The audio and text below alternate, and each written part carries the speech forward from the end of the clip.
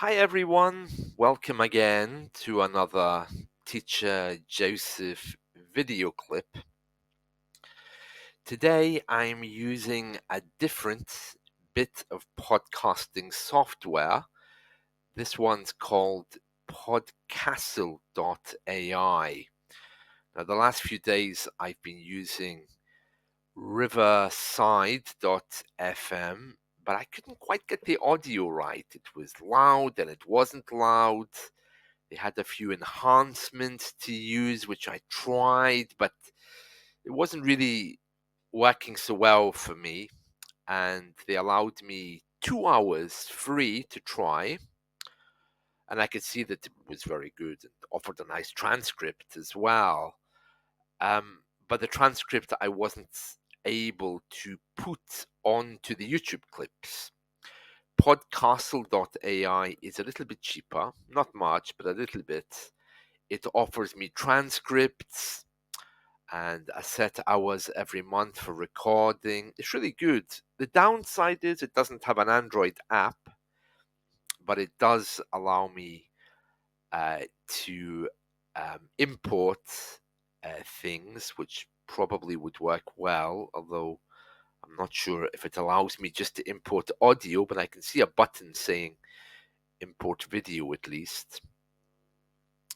Aside from that, it has big, huge buttons called turn on, turn off, which at my age and experience of life, I really need. Don't tell me to embed video with some crazy instruction. Just tell me press here and I'll press it, you know? So, uh, podcast was looking good, and it gives me 3 hours to test, and it also gives me the ability to show you the transcripts. So I'll do a transcript with this video. If it's not there, you'll know something went wrong. But looking good, and the volume thing is fine. I mean, I think I'll have to get a new microphone anyway because people don't really use headsets anymore, and this is old now. So yeah, I'm working my way up to buying a new microphone. Descending into respectability. Yeah, is a nice way to put it. How an aging podcaster should look. Yes, it's interesting. But anyway, well, uh, I wanted to give you that little review about Podcastle. Please do give me feedback if you're watching this and you have any issues with the video, the volume, the subtitles, whatever. I'd be very grateful because before I subscribe to this thing, I want to make sure that it's working. And as someone else pointed out to me, oh, Teacher Joseph, make sure that you check things before you upload them. A little bit of sarcasm there because that's what I always say to everyone else. Did you check this essay before you sent it to me? So a touch of revenge, I think, was happening there. But anyway, moving on, we want to talk a little bit about what you think about your English today. And the reason why we're thinking about this is because what you think really does matter and it does shape your learning process. Now, let me just give you some examples of that. Okay, so daily, people come to me and I always ask, what do you think about your reading? What do you think about your essay? And they always tell me things, oh, terrible, worse, not a delight today, terrible, awful, really, really bad, horrific. Um, Now, these kind of words paint a really rough picture, don't they? And the truth is that in an English class, where there's only you and I, the teacher, or one of us at least, has to see a little bit of hope with your English. one of us has to see or be able to see how your English could grow into something better. Now, if I agreed with you, for example, if you say, "Oh, my English is terrible," and I say, "Yeah, you're right, awful, really bad. Get out of here, come back in a month," it wouldn't be very helpful because I would be agreeing with you. I would be lowering your picture, and I would be affirming that your English is awful. So one of us needs to see hope. One of us needs to take even a small word and say, "You did really well there. That word, that letter, you've got that." And from that place, you begin to build. Because if I say that, no, brutal, absolutely brutal, awful, don't come back, it really is destroying your confidence, not seeing the good that's clearly there. There's always good. There's always something that's right. I mean, the fact that you're able to bring an essay at all to a lesson must mean that you've done something right. You're in the mindset, the right mindset. Let me just give you another example of what I'm trying to say. And I'm going to make this example personal because it's about something which upset me yesterday. And it takes a lot to get under my skin. I'm usually quite a kind of a calm person, you know. But I'll tell you what happened.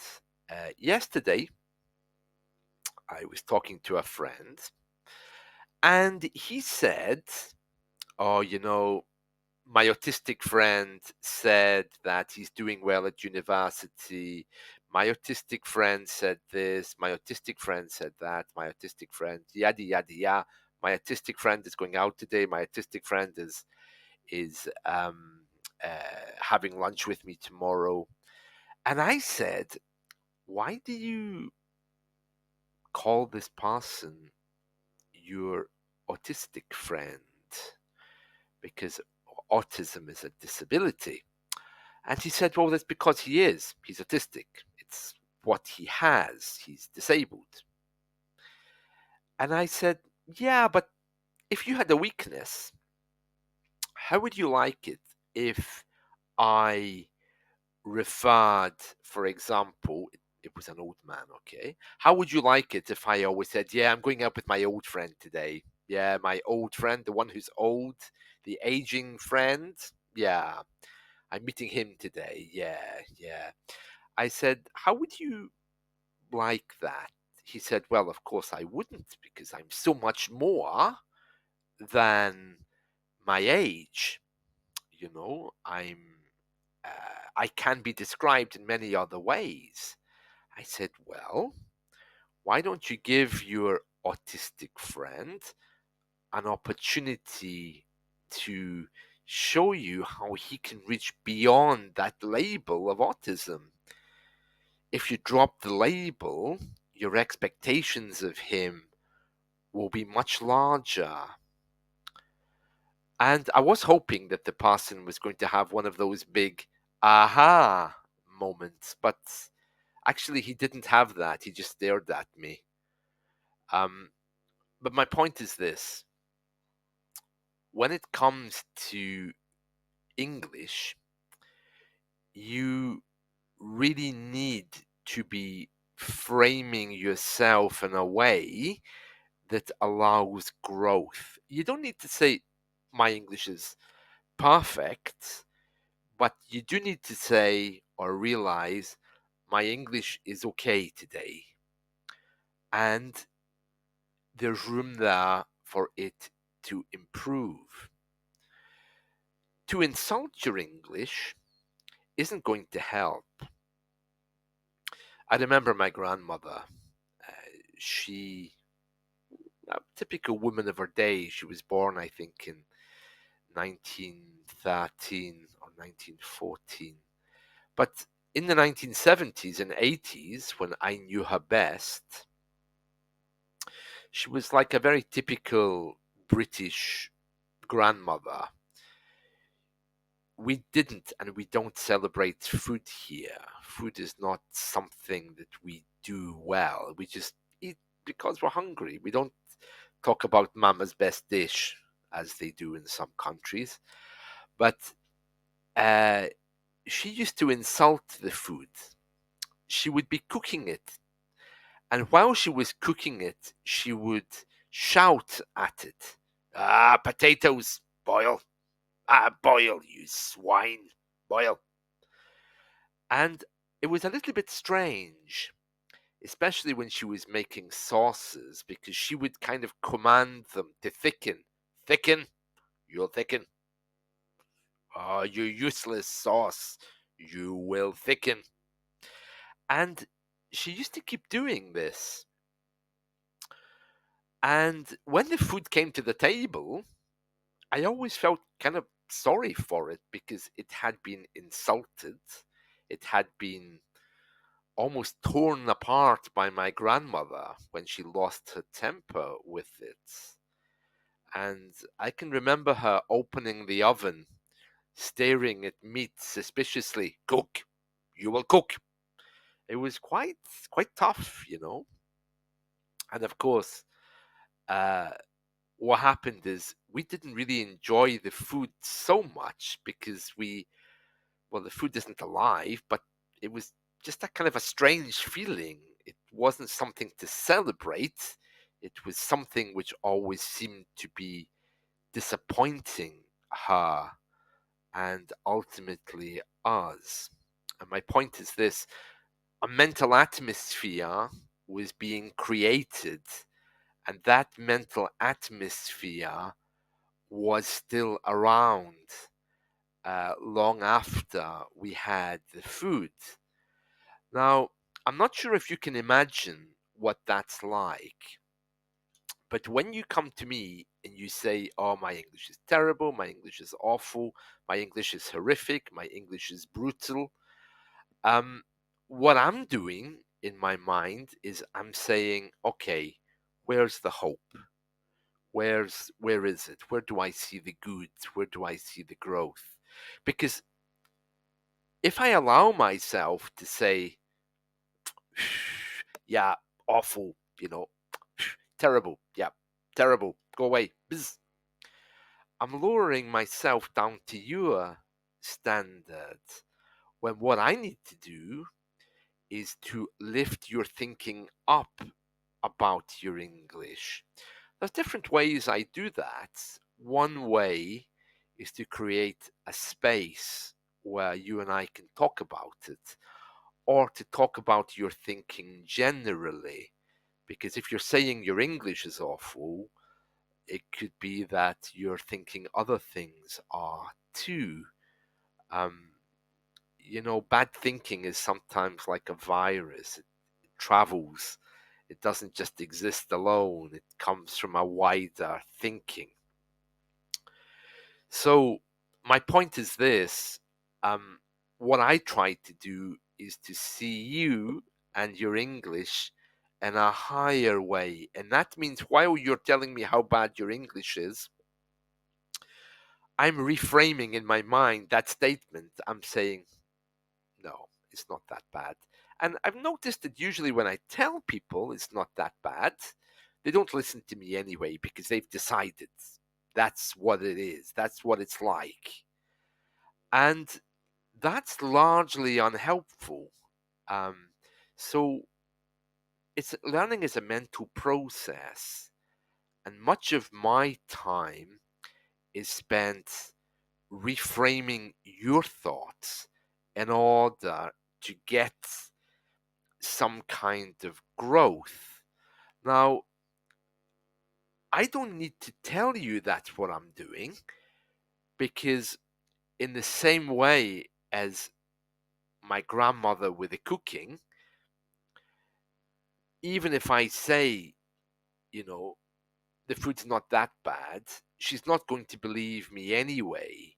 So the best thing for me to do is to eat it and enjoy it and celebrate how good it actually is, even if she doesn't think it is. And I have to do a bit of that with your English. I have to reframe that mental atmosphere, firstly, so I don't get pulled into your negativity, and secondly, so that I can celebrate your English by lifting it up. Because if I come down to your level of where it's all horrific and brutal and awful, if you're telling me the truth, that's not going to help you. One of us needs to see the growth.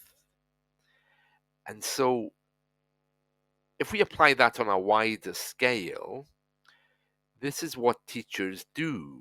We take the negative and we battle with it to find something good and something positive, because it's the only way, I think, to foster a kind of atmosphere that's going to be good for you. And I'd encourage you to do the same with everything. I mean, if someone comes to you today and says, uh, you know, do you think my English is bad or whatever, you don't want to be creating a mental atmosphere where the person is going to be left negative, which you step into and affirm. You need to be finding ways to grow, you know? And if you're a man and your wife says, do I look fat in this dress? Be doubly careful, because you could get yourself into big trouble there. So that alone should teach you the importance of not being negative. So my point is this: um, learning is not just about cramming stuff into your mind. It's actually about reframing your thinking. And if you continue on this pathway of bad, awful, horrific, brutal, you're not going to get very far, because people will pick up that that's what you think about yourself and about your English. Now, I don't mean that you need to run away to a monastery or sit in a mountain for 3 months contemplating, but all I'm saying is you need to be able to allow space to let yourself grow. And that doesn't come from telling yourself how bad something is. It comes from telling yourself how you see possibilities. And if you can't see those possibilities, then come to me and I'll see them for you. Um, but I know many of you really struggle with that. It's something that I hear all the time about how bad things are, not about the possibilities. So there's nothing you really have to worry about, but you do have to be thinking about your mental attitude towards things like learning, because um, the further down into a pit you go with other people, the harder it is to get out of it. That's all. That's all I wanted to say today. Okay, I've used my first 20 minutes of my free Podcastle.ai podcasting suite, so bear with me. And if you have any feedback, I'd be delighted. All right, so catch you all soon. See you. Bye.